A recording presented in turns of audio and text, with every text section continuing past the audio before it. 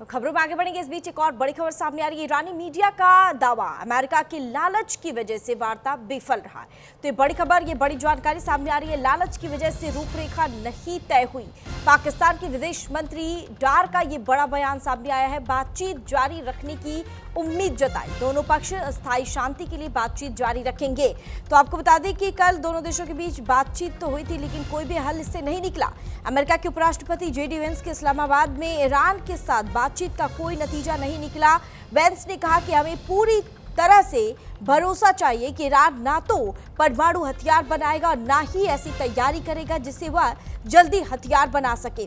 तो ये तमाम पहलू थे जिनको लेकर चर्चा हुई और इस पर कोई भी हल नहीं निकला। तो कुल मिलाकर ये वार्ता जो थी ये बेनतीजा रहा। और आपको बता दें कि पाकिस्तान में ईरान और अमेरिका के बीच शांति वार्ता को लेकर पूरी दुनिया की निगाह इस बात पर टिकी थी कि क्या कुछ इससे हल निकलता है, क्या नतीजा रहेगा। लेकिन आपको बता दें कि इस शांति वार्ता में कोई भी नतीजा नहीं सामने आया, यानी कुल मिलाकर ये फेल हो गया।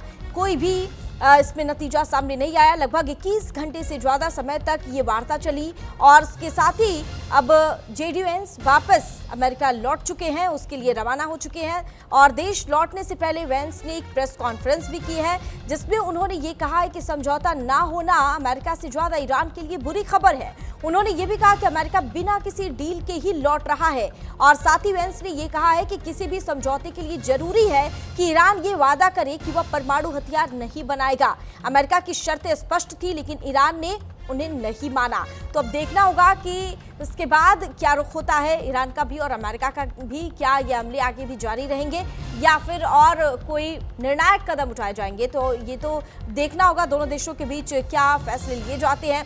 फिलहाल कल की वार्ता जो है ये बेनतीजा रही है और इसमें बातचीत में कोई भी स्पष्टता नहीं सामने आई और लगभग 21 घंटे तक बातचीत हुई, लेकिन ये बेनतीजा रही। आपको बता दें कि पाकिस्तान की राजधानी इस्लामाबाद में ईरान और अमेरिका के बीच शांति वार्ता को लेकर पूरी दुनिया की निगाहें इस बात पर टिकी थी, लेकिन ये बातचीत बेनतीजा रही।